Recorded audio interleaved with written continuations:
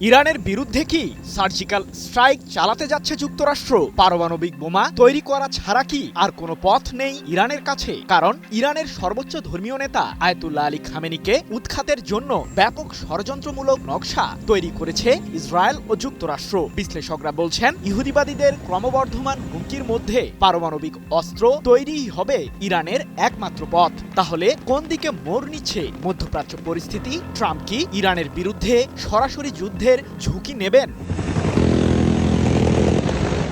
ভেনেজুয়েলার president Nicolas Maduro ও তার স্ত্রীকে আটক করতে দেশটিতে যুক্তরাষ্ট্রের আকস্মিক হামলার পর সব সমীকরণই যেন বদলে গেছে। সেই হামলার মাধ্যমে বিশ্ব একটাই বার্তা পাচ্ছে, যে কোনো স্বাধীন দেশের বিরুদ্ধে আগ্রাসন চালাতে বিন্দুমাত্র সংশয় বোধ করে না যুক্তরাষ্ট্র, যার কারণেই মূলত ইরানকে ঘিরেও একই ধরনের উত্তেজনা বৃদ্ধি পাচ্ছে।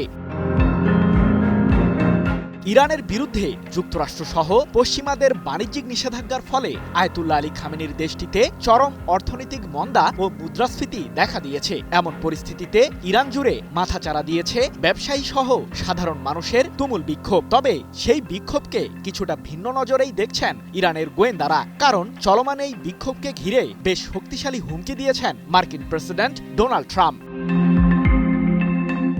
ইরানে চলমান আন্দোলনে বিক্ষোভকারীদের উপর দেশটির সরকার সহিংসতা চালালে হস্তক্ষেপ করবে যুক্তরাষ্ট্র। সম্প্রতি খামেনির উদ্দেশ্যে এমন হুমকি দিয়েছেন ট্রাম্প। সেই সাথে ইরানের বিরুদ্ধে সামরিক অভিযান চালানোরও বার্তা দিয়েছেন মার্কিন শাসক। এরপর থেকেই বিশ্লেষক মহলে ইরান বনাম যুক্তরাষ্ট্র ইসরায়েলের সম্মিলিত যুদ্ধের আশঙ্কা বৃদ্ধি পেয়েছে, যদিও শত্রুদের কাছে মাথা নত না করার অবস্থানে অটল আয়াতুল্লাহ আলী খামেনি। প্রশ্ন হলো, মাদুরোকে আটকের মাধ্যমে ইরানের জন্য কি বার্তা দিল যুক্তরাষ্ট্র? ভেনেজুয়েলার প্রেসিডেন্ট মাদুরোকে সস্ত্রীক আটকের পর ইসরায়েলের বিরোধী দলীয় নেতা ইয়ার ল্যাপিড বলেন, ভেনেজুয়েলায় যা ঘটেছে সেদিকে ইরানের শাসক গোষ্ঠীর গভীর মনোযোগ দেওয়া উচিত। সম্প্রতি এক প্রতিবেদনে বিষয়টি নিশ্চিত করেছে কাতার ভিত্তিক সংবাদ মাধ্যম আল জাজিরা। হিরন আরও মিনারেল ওয়াটার মাত্র 50 পয়সায় প্রতি লিটার।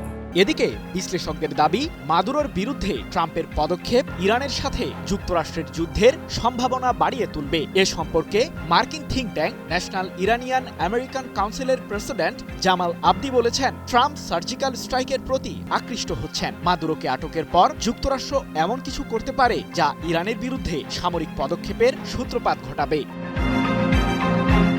ইসরায়েল ও যুক্তরাষ্ট্রের সাথে এই মুহূর্তে ইরানের কূটনৈতিক আলোচনার কোনো সুযোগ নেই জানিয়ে জামাল আবদি আরও বলেন, বর্তমানে ইসরায়েল, যুক্তরাষ্ট্র ও ইরান সম্ভাব্য সংঘাতের পথেই রয়েছে, যার কারণে ইরানের জন্য পারমাণবিক প্রতিরোধ গড়ে তোলা অত্যন্ত গুরুত্বপূর্ণ। সৃজন মাহমুদ, নিউজ 24।